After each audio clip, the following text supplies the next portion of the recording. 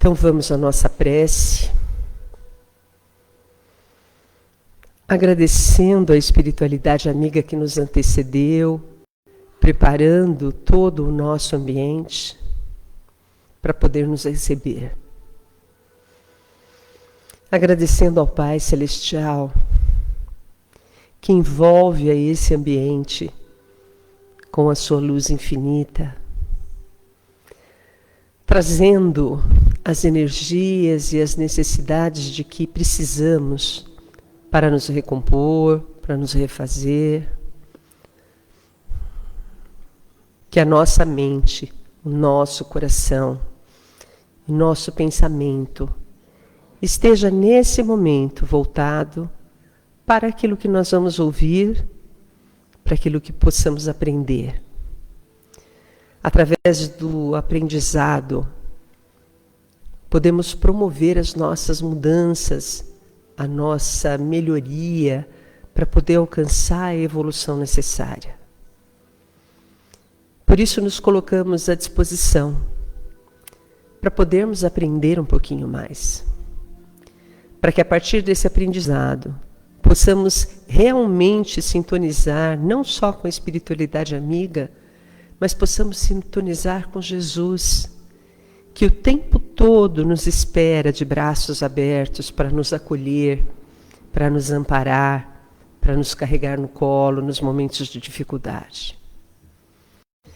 Abençoa, Senhor, o nosso propósito de aprender, para que possamos, a cada dia, estarmos mais próximos do Pai e da espiritualidade amiga. Abençoa-nos e permaneça conosco. Que assim seja. Bom, o tema que a gente vai falar é do livro Vinha de Luz, que é o livro que nós estamos estudando, né? E é Em Combate. Esse capítulo do livro do Emmanuel, psicografado pelo Chico Xavier, ele vai falar do combate às nossas imperfeições, né? Aquilo que a gente está constantemente brigando, constantemente tentando se melhorar, tentando se aprimorar. E aí ele começa dizendo que o discípulo sincero do Evangelho vive em silenciosa batalha no campo do coração. Essa batalha é constante porque nós estamos o tempo todo batalhando contra as nossas inclinações. A gente recebe muita influência do meio em que nós vivemos e o tempo todo nós somos cutucados, né? Principalmente nos nossos vícios, nos nossos defeitos, nas nossas imperfeições. É como se o nosso campo tivesse constantemente aberto. Nós sabemos disso, que nós recebemos influência não só do plano físico, como do plano espiritual, e a nossa energia vai receber essa influência de acordo com a nossa sintonia. Como a nossa sintonia nem sempre está equilibrada, a gente vai tendo que combater essas imperfeições ou esses problemas o tempo todo. Então ela é um combate constante, porque constantemente nós temos que combater as nossas imperfeições, que na maioria das vezes nós já conhecemos, nós já sabemos quais são os nossos defeitos, as nossas dificuldades. É fácil de combater esses defeitos? Não, mas a gente vai falar um pouquinho sobre tudo isso. Emmanuel continua dizendo o seguinte: a princípio desenrola-se um combate em clima sereno, ao doce calor do lar tranquilo. As árvores das refeições domésticas amenizam as experiências mais fortes e esperanças de todos os matizes povoam a alma, nem sempre atenta à realidade. Enquanto nós somos crianças, de certa forma, é como se nós ficássemos dentro de uma cúpula de proteção, né? Primeiro, nós somos protegidos pelo esquecimento de quem nós fomos em vidas passadas, e esse esquecimento ele é para a vida toda. Então, esse esquecimento está aqui na nossa existência, nós não nos lembramos. E aí nós temos o amparo da nossa família, que, como nós somos simples e inocentes, nessa fase da nossa existência, a família está sempre nos amparando para não permitir que nós sejamos atingidos pelas mazelas, pelas dificuldades. Então, na maioria das vezes, a infância ela é sempre muito protegida, tá? À medida que nós vamos crescendo, nós vamos tomando, né, conhecimento e contato com essa vida exterior, e aí aquele período de trégua que nós tivemos no início da nossa existência, para que nós pudéssemos nos adaptar a essa nova feição corpórea, esse corpo que a gente recebeu, acabou, né? E aí nós somos o tempo todo chamados nas nossas imperfeições, até porque a nossa existência é uma existência de aprendizado, né? Ou de resgate, mas é uma existência que nós temos aprendizado. Então, as dificuldades vão aparecendo e as nossas imperfeições vão sendo o tempo todo testadas para que a gente possa ir, aos poucos, aprendendo e evoluindo justamente com esse combate, com essa briga que a gente tem o tempo todo com a nossa imperfeição. A vitória do espírito exige esforço integral do combatente. Para que nós possamos sair vitoriosos dessa existência, a gente está o tempo todo combatendo. E é um combate pessoal e intransferível. Ninguém vai conseguir combater o nosso combate. Porque essas imperfeições, elas são nossas, elas são do nosso espírito, da nossa alma. Ela não é uma imperfeição do meio. Às vezes a gente justifica, né, como vítimas, que a gente quer sempre se colocar, que na verdade aquilo só aconteceu porque foi fulano, foi beltrano, foi a situação, foi a fome, foi a miséria. A gente vive dando desculpas, querendo atribuir ao meio os problemas que eventualmente nós temos, mas não é o meio. O meio pode nos ajudar. Então nós podemos, a partir do meio, ter ferramentas para enfrentar essas nossas dificuldades, essas nossas imperfeições. Mas o meio não é responsável, a escolha é sempre nossa. A escolha do caminho que nós vamos seguir, ela é nossa. Então, esse combate, ele também é pessoal, ele é essencialmente nosso. Tá? Emmanuel continua: muitos se desanimam na grande empreitada e voltam medrosos às sombras inferiores. É mais fácil desistir, não é? É mais fácil eu falar assim, não, eu já cansei. Eu nasci assim, você sempre assim, a síndrome de Gabriela, que a gente já ouviu falar muitas vezes, e a gente fala, não, deixa para a próxima encarnação, na próxima encarnação eu vou ver isso. Então, não consegui me corrigir, vai ter muitas encarnações, mas não é bem assim. Quanto tempo pode demorar para que a gente tenha uma nova oportunidade de estar resgatando, de estar corrigindo aquela nossa imperfeição moral, né? Então, a gente tem que aproveitar o momento presente. A gente observa, por exemplo, que muitos frequentadores da casa espírita chegam na dor, no sofrimento, e aí vêm, tomam passe, recebem tratamento, passam pelo atendimento fraterno. Aí, quando o orientador vira e fala, olha, você vai ter que estudar, você vai ter que aprender, e você tem que se modificar para alcançar a cura, para alcançar a sua melhora, esse frequentador some e não aparece nunca mais. Né? Por quê? Porque é difícil enfrentar as nossas mazelas. Não é fácil a gente enfrentar os nossos defeitos e modificar esses defeitos. A gente é sempre muito acomodado, isso que é a realidade. Então dá trabalho. No Livro dos Espíritos, Kardec pergunta aos espíritos, o homem poderia sempre vencer as suas más inclinações por seus esforços? Nós podemos vencer essas inclinações? E os espíritos respondem, sim. E às vezes por frágeis esforços, pequenas modificações. É a vontade que lhe falta. A quão poucos dentre vós fazem esforços.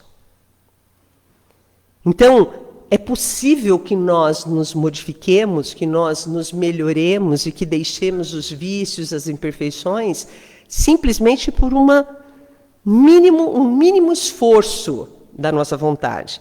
Só que é assim, né? É muito mais fácil o deixa a vida me levar, vida leva eu, não é? A gente canta a música e acha que é mais fácil deixar a vida levar a gente. Só que quando a gente deixa a vida nos levar, a gente esquece que a nossa existência, ela é uma existência baseada na lei do progresso. Qual é a finalidade da minha existência? A minha evolução como criatura, a minha evolução como espírito. Então, esse trabalho, se eu deixo a vida me levar e não me esforço em absolutamente nada, eu corro o risco, tá, de sair dessa existência sem ter provocado nada de evolução na minha existência e, às vezes, de carregar mais alguns karmas para as próximas encarnações, porque eu simplesmente deixei que a vida me levasse pelas minhas más inclinações. Porque, gente, não adianta se iludir.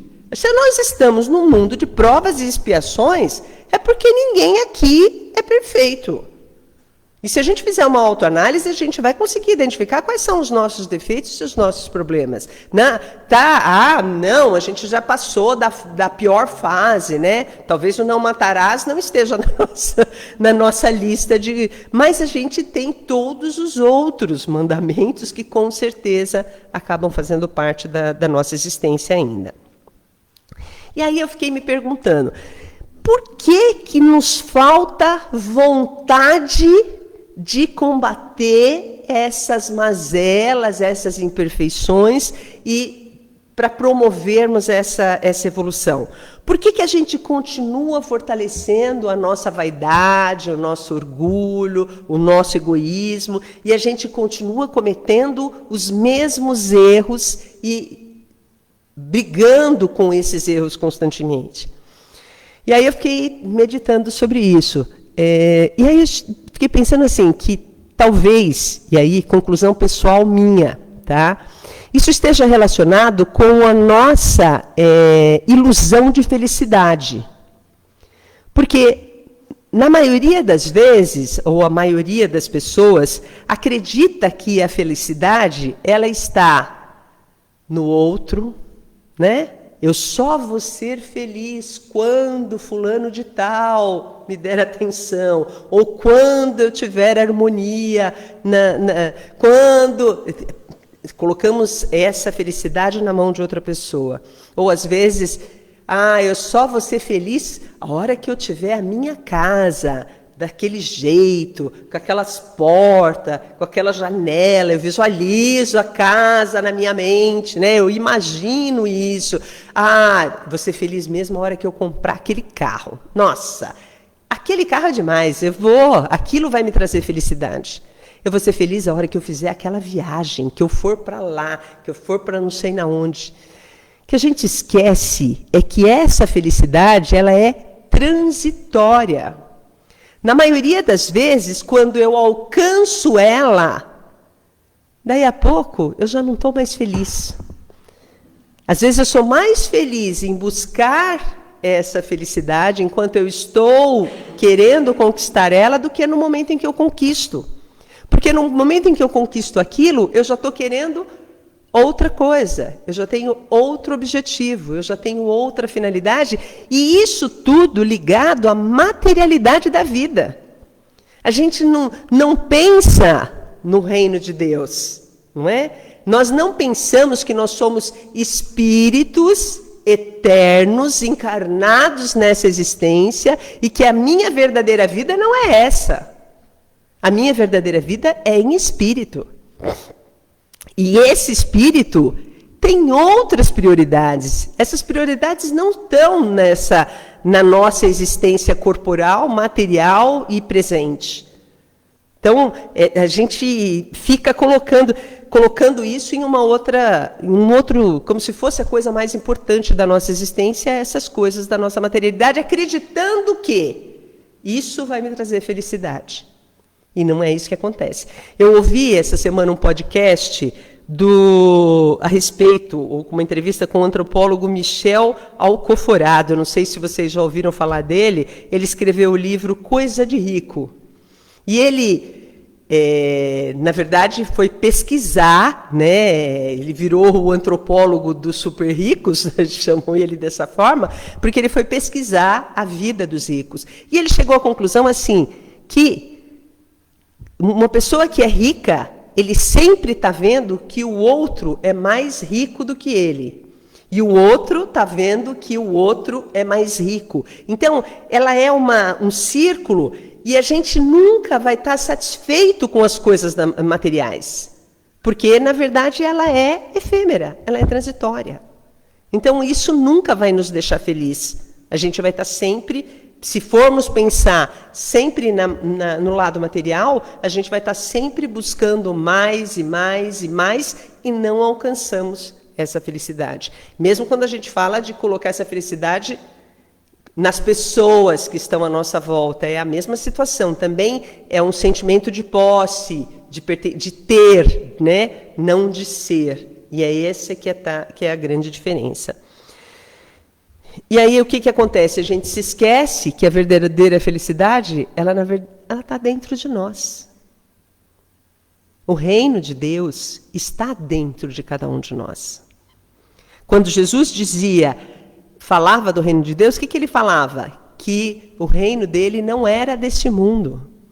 Então, se a gente quer alcançar o reino de Deus, nós temos que esquecer a materialidade da vida. É claro que ninguém vai viver no mundo material sem estar em contato com tudo isso, mas isso não pode ser prioridade na nossa vida. Ela não pode fazer com que nós coloquemos como coisa principal. A prioridade na nossa vida tem que ser voltada para os valores do espírito, para a nossa evolução como seres humanos. Na questão 910 do Livro dos Espíritos, Kardec pergunta: o homem pode encontrar nos espíritos uma assistência eficaz para superar as suas paixões? E aí os espíritos respondem: se ele pedir a Deus e a seu bom gênio com sinceridade, os bons espíritos virão certamente ajudá-lo, pois é missão deles. Isso a gente nunca pode se esquecer. A gente nunca, em momento nenhum, a gente está sozinho. Em momento nenhum. A gente tem sempre um espírito amigo, um espírito protetor. Assim como às vezes a gente tem os espíritos inimigos, né, os obsessores, mas a gente sempre tem alguém que está ao nosso lado. E quando a gente pede, a gente ora que nós possamos ser auxiliados e entrem em sintonia com a espiritualidade amiga, eles vão estar lá à nossa disposição. Muitas vezes, eles não conseguem nos auxiliar através da inspiração, porque nós não abrimos essencialmente o nosso pensamento. Eles estão o tempo todo ali conosco, tá certo? Mas nós, às vezes, não conseguimos estabelecer essa sintonia. Eu lembro que uma vez nós tivemos a possibilidade de ter contato com um espírito que explicou por que eles davam as guias para as pessoas. Ele falou para que a pessoa, pelo menos no momento em que ele segurasse a guia, ele entrasse em sintonia com a espiritualidade amiga, porque senão nem lembra. Então precisa de um artefato físico, né? Segurar uma guia para poder entrar nessa sintonia, ou eventualmente acender uma vela em algumas religiões, para que essa sintonia possa ser estabelecida, porque é difícil. A gente vive avoado, vive num mundo, às vezes, fora dessa sintonia e tem dificuldade. E aí o nosso espírito protetor não consegue nem inspirar a gente. Às vezes a gente está com um problema enorme que a gente não consegue nem orar, nem rezar, porque você está tão preocupado com o problema que não consegue nem orar. E aí essa sintonia não consegue ser estabelecida. Mas nós não estamos sozinhos, nunca, em momento nenhum. Na questão 911, ele pergunta: não há paixões tão vivas e irresistíveis que a vontade seja impotente para superá-las? E aí os espíritos respondem: há muitas pessoas que dizem, eu quero, mas a vontade está somente nos lábios. Elas querem e têm muito prazer que isso não ocorra. Quer dizer, eu quero, mas eu estou torcendo para que isso não aconteça. Quando se crê que não se pode vencer as suas paixões, é que o espírito nelas se compraz em decorrência da sua inferioridade. Aquele que procura reprimi-las compreende a sua natureza espiritual. Vencê-las é para ele um trunfo do espírito sobre a matéria. Então, quando eu me apodero da síndrome de Gabriela e que eu falo, eu nasci assim, vou ser sempre assim, para sempre desse jeito, na verdade o que eu estou fazendo é exatamente isso. Eu quero mudar? Eu quero, mas eu não quero muito, né? Aqueles defeitos, talvez, eu ache que tá bom do jeito que tá e não quero mexer com eles, né?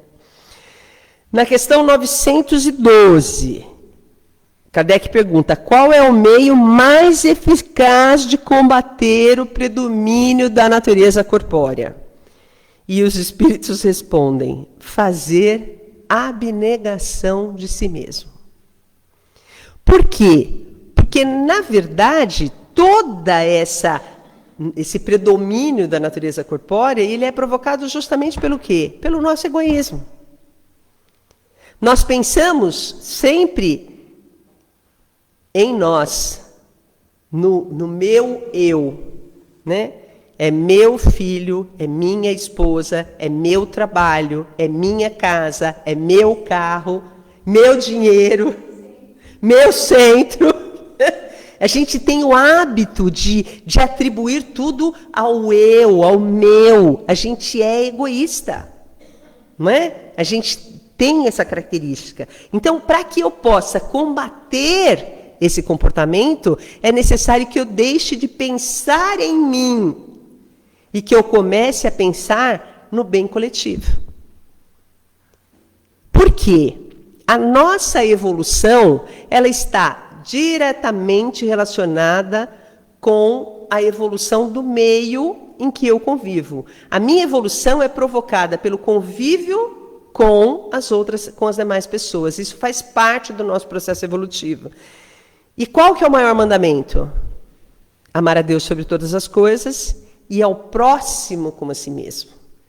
Então, amar as pessoas que estão à minha volta é o fundamental para que a minha evolução possa acontecer. Para que isso ocorra, é necessário que eu me esqueça de mim e pense no outro, pense no todo, não mais em mim mesmo. Emmanuel finaliza o texto dizendo o seguinte: os que perseverarem, todavia, experimentarão a resistência até o sangue. E aí o sangue aqui tem o sentido figurado de até o final da existência, né? Quando o aprendiz receber a dor em si próprio, compreendendo-lhe a santificante finalidade, e exercer a justiça, ou aceitá-la, acima de toda a preocupação dos elos consanguíneos, quer dizer, daquilo que me liga ao meu corpo, ao meu ser individual, estará atingindo a sublime posição de triunfo no combate contra o mal. Então, é nesse momento que a gente consegue promover essa mudança, ou esse início de mudança. Chico Xavier nos disse que ninguém pode voltar atrás e fazer um novo começo, mas que qualquer um pode recomeçar e fazer um novo fim. Eu penso que é hora de nós começarmos a fazer esse novo começo, né? Esse novo fim. É hora da gente começar a trabalhar por isso, né? De tentarmos essa mudança necessária, tá? E para isso, o que basta, conforme a resposta dos espíritos, né? O exercício da nossa vontade, tá certo? Eu só tenho que querer verdadeiramente mudar e deixar essas minhas imperfeições de lado. Segundo, pedir a ajuda da espiritualidade amiga para que esteja comigo nessa batalha, que essa batalha, que esse combate seja um bom combate, tá certo? E aí, esquecer de mim um pouco, né? E pensar no meu próximo, tentando desenvolver o maior mandamento, que é o amor ao próximo, né? Como a si mesmo. Allan Kardec, no comentário à questão 917 do Livro dos Espíritos, que é uma questão que fala sobre egoísmo, ele faz um comentário depois da questão que eu acho que é bem útil para o que a gente está conversando. Ele diz o seguinte: a cura poderá ser prolongada porque as causas são numerosas. Mas não se chegará a esse ponto se não se atacar o mal pela raiz, ou seja, com a educação. Não é essa educação que tende a fazer homens instruídos, mas a que tende a fazer homens de bem. A educação, se for bem compreendida, será a chave do progresso moral. Quando se conhecer a arte de manejar os caracteres, como se conhece a de manejar as inteligências, poder-se-á endireitá-los, da mesma maneira como se endireitam as plantas novas. Essa arte, porém, requer muito tato, muita experiência e uma profunda observação. É um grave erro acreditar que basta ter a ciência para aplicá-la de maneira proveitosa. Que se faça pela moral tanto que se faz pela inteligência. E ver-se-á que se há naturezas refratárias, há também, em maior número do que se pensa, as que requerem apenas boa cultura para darem bons frutos. Então, Kardec coloca que a educação moral, não a educação intelectual, é a base para que nós possamos promover essa nossa mudança e fazer esse bom combate. Então, à medida em que eu vou me melhorando moralmente, eu vou conquistando esse espaço da mudança que a gente fica buscando, né? Eu já li esse texto falando de um outro tema, e eu vou ler de novo, porque de novo ele se encaixa dentro do que a gente está conversando, porque ela dá um caminhozinho. A Joana de Ângeles, no livro Liberta-te do Mal, que é uma psicografia do Divaldo, ela traz um caminho para recorrer, para a gente percorrer, para que a gente se afaste do mal. É uma receita de bolo. Tá? Pensa assim. Acautela-te do mal através de todo o bem que possas movimentar. Ponto passivo. Vamos fazer bem, que fazer o bem faz bem. Tá certo? Acautela-te da inveja. Observem que todas as coisas que ela vai abordar são os nossos problemas morais, que são problemas que nós temos que trabalhar. Alguns têm alguns problemas, outros têm outros problemas, mas todos eles estão relacionados a essas questões morais. Então, acautela-te da inveja, reconhecendo que cada qual é fruto dos próprios atos. E não ambiciones o que ainda não conseguiste, não vibrando negativamente contra aquele que já o lograram. Porque a inveja é bem isso, né? A gente está com inveja e aí fica criticando as conquistas daqueles que estão à nossa volta, né? Acautela-te do ressentimento, compreendendo que se trata de um morbo pestífero que aniquila aquele que o agasalha. Na verdade, o ressentimento é um mal enorme. Uma pessoa que carrega ressentimento, ela vai sofrer muito com o ressentimento, porque ele acaba envolvendo toda a criatura, e a criatura não consegue alcançar a felicidade nunca, né? Porque está ressentido o tempo todo. Acautela-te contra a maledicência. Ninguém aqui tem problema de maledicência, né? A humanidade que a gente vive não tem isso. E aí ela fala, substituindo-a por comentários edificantes que possam ajudar até mesmo aqueles que tombaram em erros graves. Essa semana nós estávamos fazendo um estudo com o nosso grupo de líderes de um livro, né? E uma das coisas que eles colocam é que a gente deve ter frases com com todas as equipes, né, que são frases motivadoras e que elas devem ser repetidas constantemente. E aí, então, nós começamos a fazer uma análise das frases que nós já utilizávamos. E aí, o que eu percebi? Que a maioria das frases que nós utilizamos, essas frases que são comentárias o tempo todo, né, são frases que reforçam o negativo da situação. Então, a gente está sempre usando a frase que está criticando o negativo. A gente não usa a frase que exalta o positivo, né? Então, quando a gente fala a cautela te dá maledicência, vamos pensar no positivo sempre. Não falar o mal das pessoas, mas falar o bem daquilo que é feito de bem. Porque a gente vai envolvendo o planeta com bons pensamentos, né? A cautela te dá ira, que responde por transtornos graves da emotividade, trabalhando em favor da desdita pessoal, de não ficar irado, de não ficar nervoso. Isso faz mal para o nosso corpo, faz mal para a nossa mente, faz mal para as pessoas que estão à nossa volta. Quando a gente está com raiva, a gente atinge todo mundo que está à volta com aquela nossa raiva, né? Então a gente tem que segurar ela. A cautela te do ciúme, adquirindo a segurança necessária à sua existência no trabalho com Jesus. Porque se nós estivermos seguros, a gente não vai ter ciúmes. O problema está na gente, novamente, né? A cautela te dá ingratidão, que se constitui ferrugem nas engrenagens da tua alma. E aí ela segue. A cautela te dá sensualidade, do erotismo, facultando-te o equilíbrio da imaginação e da conduta. A cautela te contra a censura, concedendo a quem se encontra equivocado o direito de transitar na faixa da evolução. É aprendizado. Por que nós vamos censurar? Nós também erramos, né? A cautela te dá a agressão mental e moral, evitando a ocorrência infeliz que pode degenerar naquela de natureza física.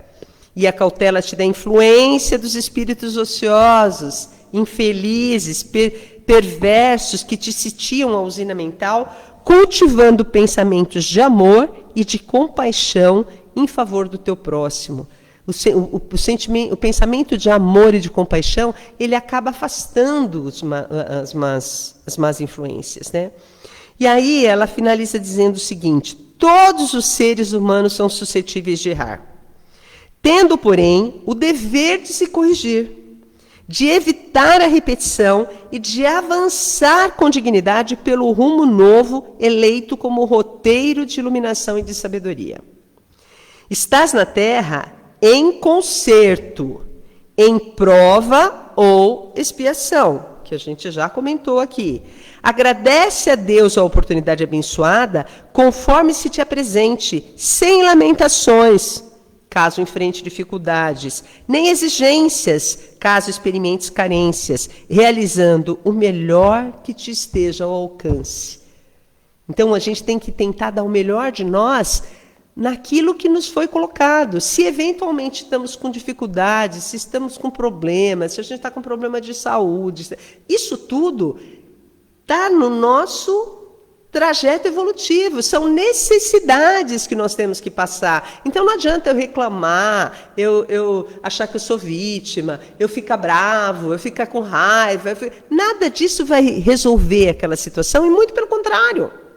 Vai acabar me trazendo outros problemas. O que eu tenho que fazer é entender que aquilo faz parte do meu processo evolutivo e que, como parte desse processo evolutivo, eu tenho que enfrentar ele. Então, vamos enfrentar da melhor forma, com bom astral, com bom ânimo, com boa vontade, não é? Já que eu tenho que encarar aquilo, vamos encarar da melhor forma possível, né? Não tem... A Joana também diz em outras obras que a mudança não acontece do dia para a noite, que ela é um processo, que nós temos que identificar os problemas que nos atingem. À medida que nós identificamos, nós começamos a trabalhar para que eles sejam melhorados dia a dia. É um processo longo e lento, mas a gente precisa pelo menos dar o primeiro passo. Tá certo? A hora que eu dou o primeiro passo, a gente chega adiante. Quando eu estava preparando um outro texto para um outro tema, eu tive um momento de inspiração que raramente acontece, tá? Mas de vez em quando acontece alguma coisa nesse sentido. E a hora que eu estava preparando o texto, me veio algumas palavras que eu tenho certeza que não são minhas, tá? Pelo conteúdo que ela traz. E aí eu escrevi, e depois quando eu li, eu falei, nossa, mas que bonito que está isso, né? Eu vou ler para vocês, porque complementa para a gente poder finalizar o nosso bate-papo de hoje. É tempo de perdoar, de reformar o espírito e de aprender com as lições. É tempo de aprendermos a viver o amor em sua maior potência, de viver a alegria de servir, de compreendermos que somos todos irmãos e que é preciso ajudar o meu irmão que sofre, preciso estender a minha mão. É tempo de erguermos os nossos olhos para o belo, para podermos sintonizar com o Pai, enxergando pelos seus olhos as grandes belezas da natureza e do mundo que Ele criou. É tempo de compreendermos que somos criaturas divinas e que somos deuses, que a centelha divina está dentro de cada um de nós e que é o momento de deixá-la aflorar. É tempo principalmente de amar intensamente a todos que nos cercam, pois esse é o caminho que o Cristo nos trouxe. E aí eu me emociono toda vez. Obrigada, gente. Boa noite. Vamos fazer a nossa prece de encerramento. Que possamos aproveitar esse nosso tempo para poder fazer o que de melhor estiver ao nosso alcance, promovendo em cada um de nós as mudanças necessárias, muitas vezes difíceis, mas com certeza possíveis. Porque se não fossem possíveis, não estariam aqui para que a enfrentássemos. Pedimos, Senhor, que nos envolva e que permita que possamos seguir a nossa jornada em busca dessas mudanças e desse aprimoramento. Que possamos, Senhor, aprender a amar intensamente, conforme o Cristo nos ensinou. Que nesse momento, Senhor, possamos aproveitar todas essas vibrações de amor que nos envolvem e possamos, num elo de amor intenso, levar essas vibrações a todos os necessitados, a todos os que deixaram seu nome nas caixinhas de vibração, que estão passando por problemas, por dificuldades, aqueles que estão doentes, que estão nos hospitais, que estão numa cama de hospital, ou em seus próprios lares, mas que não estão bem, que recebam a nossa melhor vibração. Aqueles cujo problema é da alma, e que às vezes invade uma enorme tristeza, uma enorme dor, que eles recebam a nossa vibração de amor e possam se fortalecer. Aqueles que se encontram pelas ruas, desamparados, às vezes viciados, que eles possam receber a nossa vibração e se fortalecer do momento em que vive. Pedimos, Senhor, para que leve as nossas vibrações, especialmente para os nossos lares, para os nossos familiares, que eles recebam o nosso amor infinito com aquilo que de melhor houver dentro de cada um de nós. Queremos vibrar também, Senhor, por esta casa que nos abriga, que ela continue sendo esse ponto de luz que invade a nossa alma, o nosso espírito, sempre com bons ensinamentos, com bons pensamentos, que todas as crianças que aqui são assistidas possam receber também as nossas melhores vibrações, assim como suas famílias. Mas principalmente, Senhor, Pedimos que nos permita estar aqui novamente na semana que vem. Que esta nossa semana seja uma semana de mudanças ou de vontade de mudar. Que possamos fortalecer dentro de cada um de nós essa vontade. Que possamos desejar mudar. Pensando sempre no amor ao próximo e a todos aqueles que estão à nossa volta. Que sejamos, Senhor, instrumentos desse amor por onde passarmos, levando aquilo que de melhor pudermos transmitir. Abençoa-nos e permaneça conosco. Que assim seja, graças a Deus.